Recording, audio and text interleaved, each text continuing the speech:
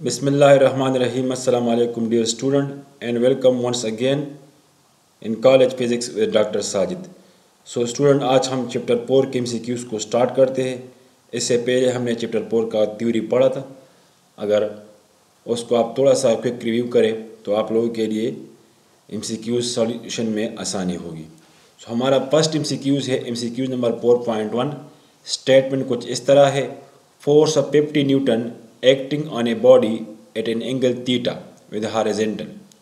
If 150 joule of work is done by displacing it 3 meter, then theta will be what? Simple question है। Question में कहता है कि हमने एक बॉडी पर फोर्स लगाना है कितना 50 न्यूटन और उस बॉडी को डिस्प्लेस करना है कितना अप टू 3 मीटर। करेक्ट। तो कितना वर्क हुआ है हमारे पास 150 जूल। तो हमने मालूम करना है कि हम ये फोर्स 50 न्यूटन को किसी बॉडी पर कौन से एंगल से अप्लाई करे कि वो 3 मीटर डिस्टेंस कवर करे और कितना वर्क हो जाए 150 जूल। सो वर्क की डिफिनीशन हमारे पास क्या है, W is equal to F S cos theta. W की वैल्यू को पुट करे, फोर्स की वैल्यू को पुट करे, डिस्प्लेसमेंट या डिस्टेंस की वैल्यू को पुट करे, cos theta as it as रह जाएगा।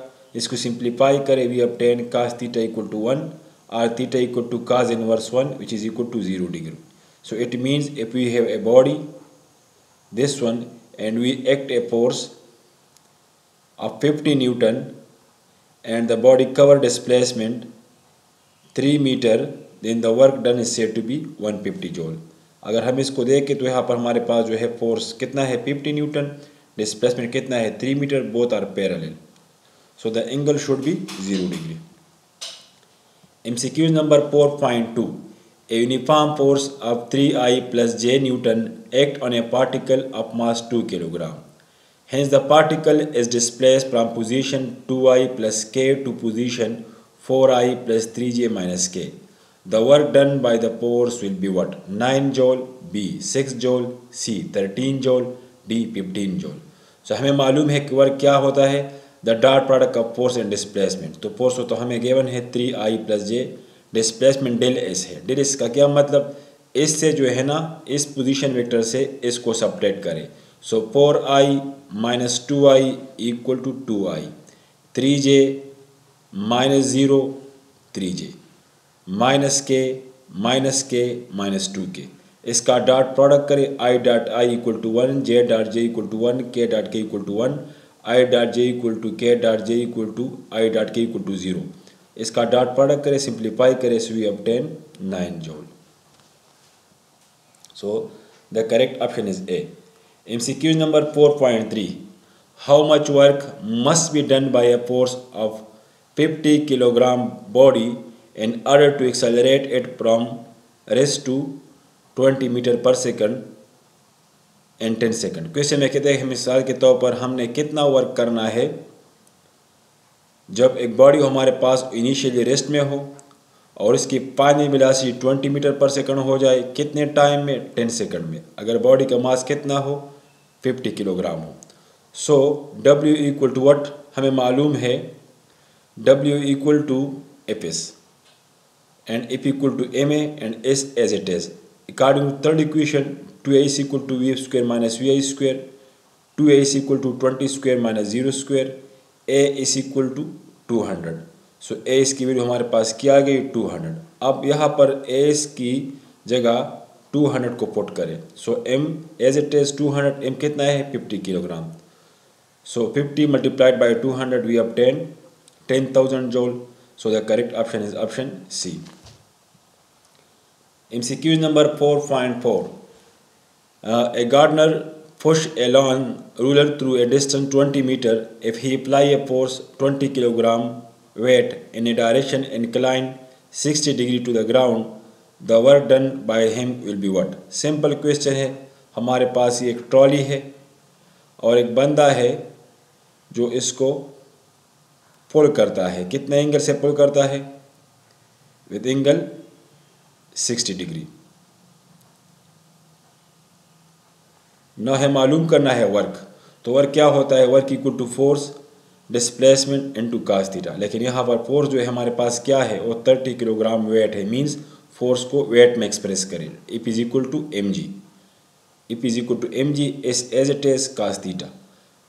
तो एम की वैल्यू हमारे पास 20, जी की 9.8, displacement 20 and cos 60 equal to 0.5। इस सारे को मल्टीप्लाई करें so we obtain 1960 joule. So the correct option is option A. MCQ number 4.5. A person is holding a bucket by applying a force of 10 Newton. He moves a horizontal distance of 5 meter and then climb up a vertical distance 10 meter. Find the total work done by him. A part 50 joule, B 150 joule, C 100 joule, D 200 joule. Simple question है। किसमें कहता है हमारे पास ये एक बंदा है और इसके साथ जो है एक बकेट है, करेक्ट। और ये बंदा जो है बकेट को इस तरह हाथ में लिया है और मूवमेंट इस तरफ कर रहा है। तो दोनों के दरमियान एंगल क्या है? 90 डिग्री। फिर कहता है कि यही बंदा जो है जब फोर्स और डिस्प्लेसमेंट के दरमियान एंगल 90 हो तो कितना डिस्टेंस कवर करता है? 5 मीटर। फिर कहता है कि वही बंदा जो है वो बकेट को ऊपर की तरफ ले जाता है, फोर्स ऊपर की तरफ लगाता है। कितना फोर्स लगाता है? 10 Newton.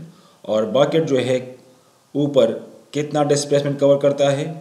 10 meter. Means in this case force and displacement are parallel, and this case force and displacement are perpendicular.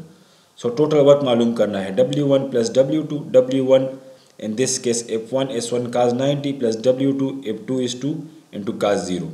तो ये हमारे पास 0 हो जाएगा क्योंकि cos 90 0 के बराबर है, यहाँ पर cos 0 1 के बराबर है। So 1 displacement 10 meter and force is 10 Newton. By multiplying this we obtain 100 joule. So the work done by the person in these two cases is 100 joule. MCQ number 4.6. A moon of mass m orbit a planet of mass m in a perfectly circular orbit of radius r with a force of gravitational attraction between the two bodies of two bodies. How much work is done on the moon by the planet during a single orbit of the moon? Simple question है। Question में कहते हैं हमारे पास ये planet है, इसका मास है capital M। ये हमारे पास मून है, इसका मास है स्मॉल m। हमें मालूम है कि जो भी मून है वो प्लेनेट के अराउंड मूव करता है इन ए सर्कुलर ऑर्बिट। तो क्वेश्चन में कहता है कि प्लेनेट जो है इस मून पर कितना काम करेगा। तो याद रखिए ये मून और ये प्लेनेट के दरमियान कौन सा फोर्स है? Gravitational force, which is also known as central force and direction toward the center of the planet. और ये जब भी मूवमेंट करता है तो इसकी जो वेलोसिटी है वो टेंजेंशियल होती है, mean tangent to the circle.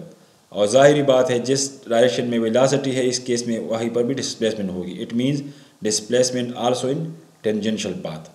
So it make angle what? 90 degree.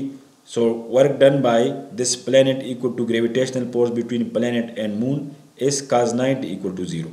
इसको आसानी से हम इस तरह भी समझ सकते हैं, हमारे पास ये एक प्लैनेट मून है, ये जब भी यहाँ से स्टार्ट करे और वापस अपनी ही जगह पर आ पहुँचे तो कितना डिस्प्लेसमेंट इसने कवर किया? 0, क्योंकि initial point and final point same है। So the work will be 0। So ये क्वेश्चन याद रखिए, when electron move around the nucleus the coulombic force of the nucleus compels the electron to move in a circular path, correct? And in this case the work done by the Coulombic force on the electron will be 0 because the electron move in a circular path and displacement and Coulombic force are perpendicular. तो जब भी आपके पास कोई भी एक body हो वो circular motion करता हो और वो मोशन किस वजह से करता हो? एक सेंट्रीपिटल फोर्स की वजह से करता हो, तो उसकी जो वर्क डन होगी वो हमेशा 0 होगी। Simple means centripetal force work done under centripetal force should be 0 in all cases. So option D is correct option.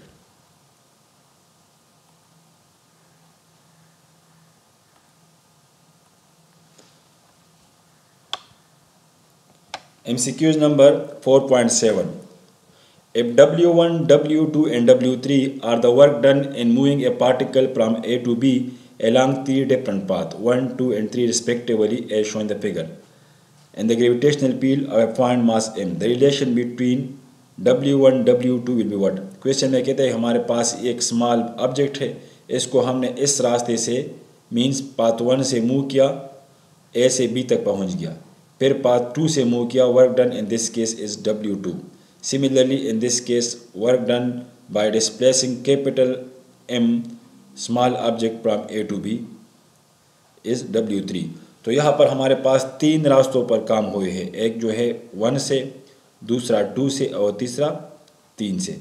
याद रखिए this work done by displacing the object this one from A to B and in the gravitational field. This work done by displacing the object from A to B on 3 different paths. But the work done is under the action of gravity and gravitational force is a conservative force. And conservative force जो है वो independent path होता है, वो initial point और final point पर depend करता है। पाथ 1, 2, 3 सारा का इनिशियल पॉइंट और फाइनल पॉइंट सेम है, ए भी है। So it means the work done on this 3 different path should be same because gravitational field is a conservative field and the work done by the conservative field is independent path, or simply this one. So option D is correct option. MCQ number 4.8.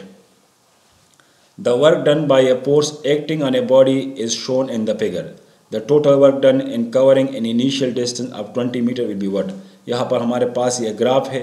ये graph जो है इस तरह इसने start किया है कि x पर जो है डिस्प्लेसमेंट है, वाई पर जो है हमारे पास फोर्स है। हमने मालूम करना है कि एक बॉडी जो है मूव करता है वो इस तरह के ग्राफ को ट्रेस करता है। तो हमने मालूम करना है कि 0 से लेकर 20 मीटर तक जितना भी डिस्प्लेसमेंट कवर हुआ है, इस बॉडी ने जितना डिस्प्लेसमेंट कवर किया है फ्रॉम 0 to 20 मीटर, इस वर्क को हमें मालूम करना है। सो याद रखिए एक्स पर हमारे पास क्या है, डिस्प्लेसमेंट है, वाई पर हमारे पास क्या है, फोर्स है।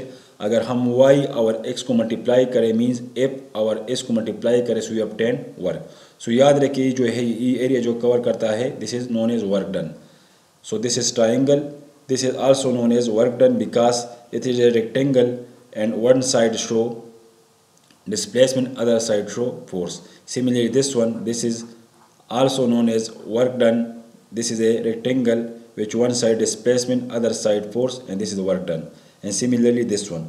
So हमारे पास 4 फिगर बन गए, triangle 1, rectangle 2, rectangle 3 and triangle 4। इस सारे का एरिया मालूम करेंगे हम और ये एरिया जितना भी हो वो हमारे पास क्या होगा, वर्क डन होगा। So total work done W1 plus W2 plus W3 plus W4। W1 क्या है, ये हमारे पास W1 ये हमारे पास ट्राइंगल है। ट्राइंगल का एरिया क्या होता है, half base multiplied by height.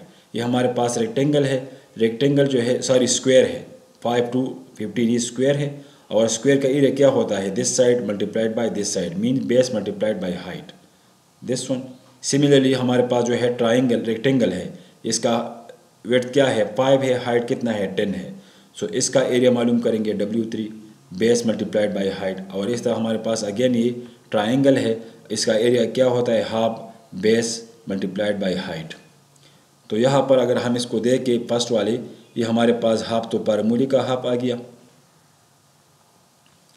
5 क्या है हमारे पास 5 है, हाइट क्या है हमारे पास 10 है, करेक्ट। प्लस इसको देखें 5 to 15 तो क्या हो गया, ये 10 मल्टीप्लाइड बाय 10, करेक्ट। प्लस इसको देखें 15 to 20 so the width is 5, height is 10, correct. इसको देखें प्लस हाफ बेस, बेस कितना है from 15 to 20, 5 multiplied by height 10, so we obtain 20 joule. So this is the total work done under this curve. MCQ number 4.9. A particle of mass 100 gram is thrown vertically upward with a speed of 5 meter per second. The work done by the force of gravity during the time the particle goes up will be what? So हमें मालूम है कि work क्या होता है, force multiplied by displacement, mg multiplied by displacement. Again 2g is equal to v square minus vi square या 2g is equal to 0 minus v square. Final velocity automatically 0 होगा या g is equal to minus v square by 2। तो ये हमारे पास g की value आ गई। इस g की वैल्यू को जो है यहाँ पर पुट करें, m को एज इट एज रहने देंगे और इसकी जगह क्या पुट करेंगे, माइनस वी स्क्वायर बाई 2। इसको सिंप्लीफाई करें so we obtain minus 1.2 joule. So the correct option is option B. It means we projected a ball of 100 gram through vertically up, then the work done by the gravity equal to minus 1.25 joule. The negative sign shows that the particle move against the gravity. MCQ number 4.10. When the bob of a simple pendulum swing, the work done by tension in the string will be what? तो याद रखिए again हमारे पास ये एक Bob है जो move करता है दिस वन, इस पाथ में। इसका डिस्प्लेसमेंट ये है हमारे पास, जिस डायरेक्शन में ये मूव करता है ये हमारे पास का डिस्प्लेसमेंट होगा, और टेंशन ऊपर की तरफ लगता है। दोनों के दरमियान एंगल क्या है 90, सो वर्क डन विल बी 0। इसको हम आसानी से इस तरह भी समझ सकते हैं कि यहाँ पर जो टेंशन है वो प्रोवाइड करता है centripetal force to compel the bob to move in a semicircular path, and always the work done by the centripetal force is 0. So here tension behave like centripetal force, so work done will be equal to 0. MCQ number 4.11. The work done by a particle moving with a velocity of 0.7 c, where c is the velocity of light, and empty space free of electromagnetic field and far away from all matter will be what? Simple question है। Question में कहते हैं हमारे पास एक particle है और इस रफ्तार से मूव करता है, लेकिन याद रखें ये पार्टिकल जो है ये किसी भी फोर्स के अंडर नहीं है। तो automatically when a particle is not under the action of force the external force, then the work done will be equal to what 0। तो इस पर कितना काम होगा 0, because it is not under the observation of external force.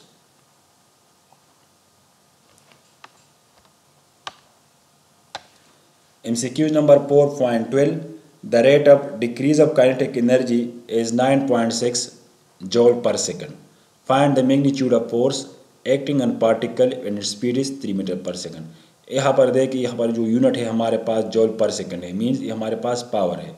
Question में कहते हैं कि हमारे पास जो है एक बॉडी है जिसकी एनर्जी काइनेटिक एनर्जी इतना डिक्रीज होता है, मीन 9.6 जॉल एनर्जी काइनेटिक डिक्रीज होता है 1 सेकंड में। तो इसका मतलब ये है कि इस बॉडी की पावर कितनी है हमारे पास 9.6 है। Find the magnitude of force acting on the particle. तो एक बॉडी है उसकी वेलोसिटी इस रफ्तार से इस रेट से डिक्रीज होती है, तो उस पर हम कितना फोर्स लगाए कि इसकी वेलोसिटी काइनेटिक एनर्जी इस रफ्तार से डिक्रीज हो जाए। तो पावर क्या होता है, power is equal to W/T। Power तो हमें गिवन है कितना है पावर, ये भी हमें मालूम है, power equal to the dot product of force and velocity, correct. और यहाँ पर जो है पावर कितना है गिवन है 9.6 जॉल।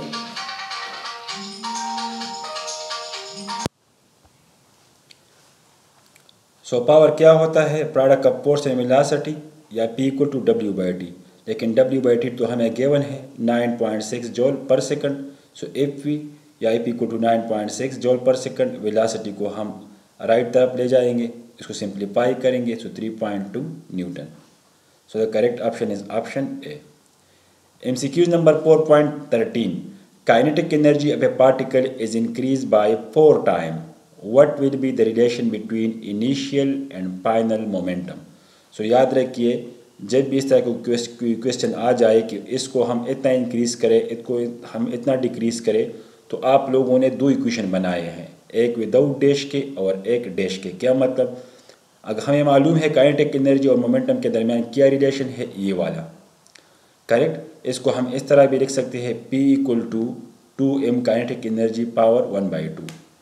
यहाँ पर 2 भी कांस्टेंट है, m भी कांस्टेंट है, सो इसकी जगह हम सिंपल कांस्टेंट को लगाएंगे। सो P इक्वल टू कांस्टेंट और kinetic energy 1/2, correct. So this is expression without dash.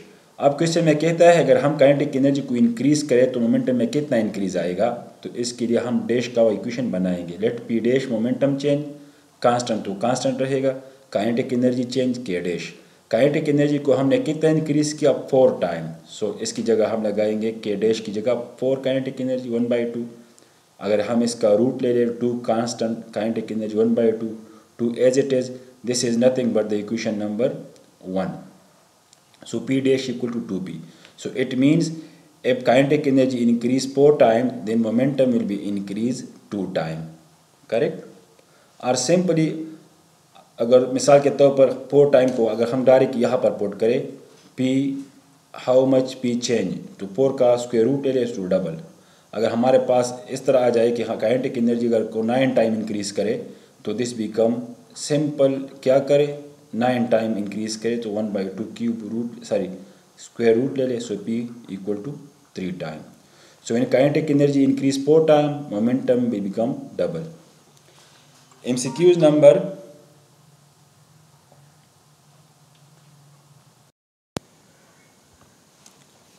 MCQs number 4.14. Two bodies of mass m and 2m have equal kinetic energy. The ratio of their linear momenta will be what? So हमें मालूम है momentum क्या होता है, 2m kinetic energy, correct. और हमारे पास ये कौन सी बॉडी का मोमेंटम है, दिस बॉडी का, m वाले का।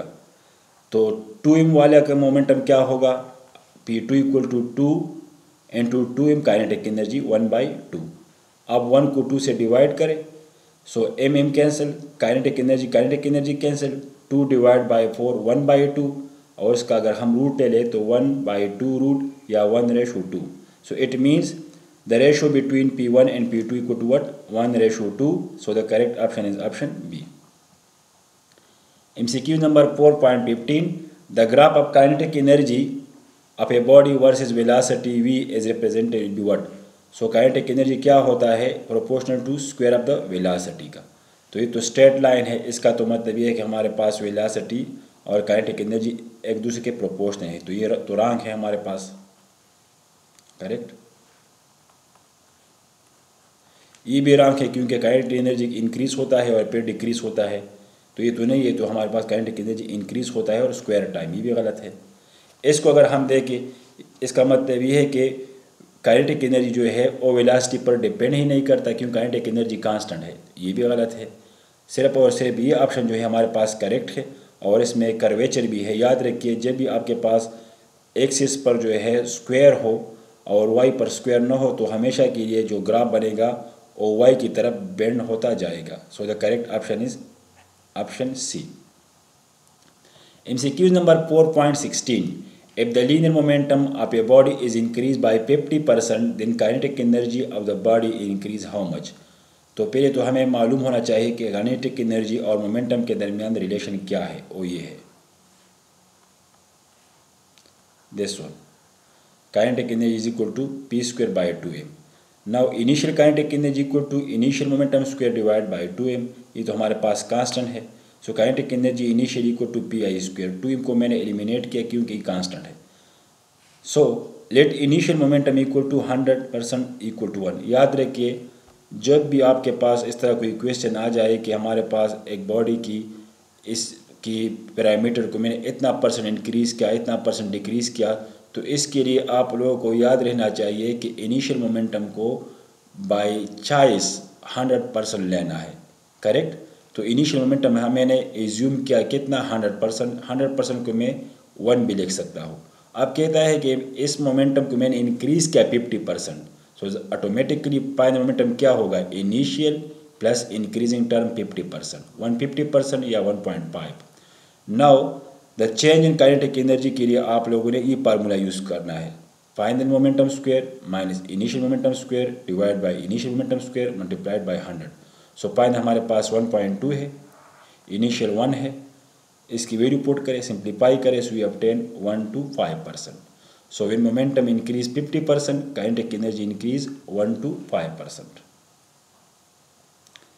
Means correct option is option B.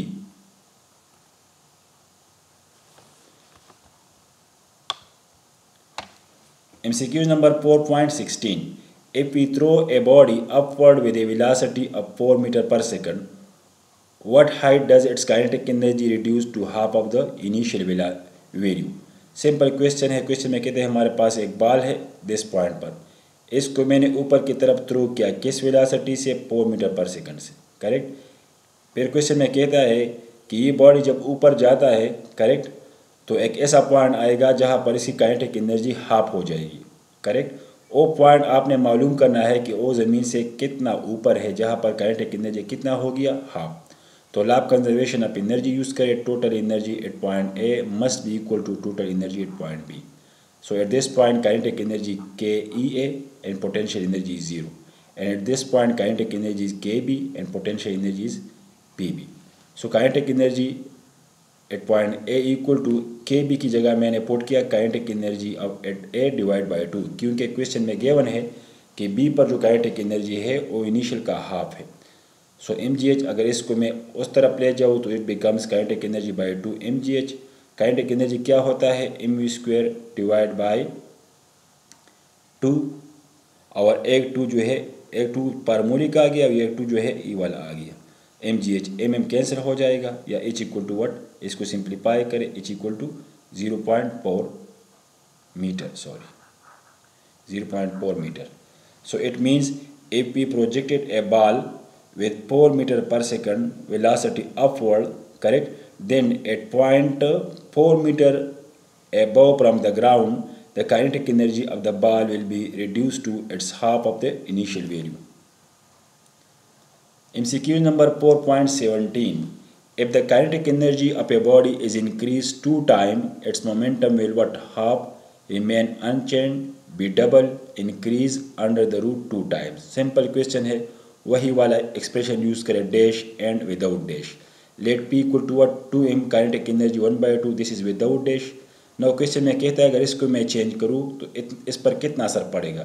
So P dash equal to 2m K dash. K dash kinetic energy को मैंने कितना इंक्रीज किया? डबल. सो 2k, करेक्ट. सो इस 2 को अगर मैं बाहर ले जाऊँ तो this become 2 root and 2mk. This is nothing but what? Simple this one. So p dash equal to root 2 into initial momentum. So it means if kinetic energy is double, momentum will be increased under the root 2 times. या momentum will be increased 1.414 times. Correct?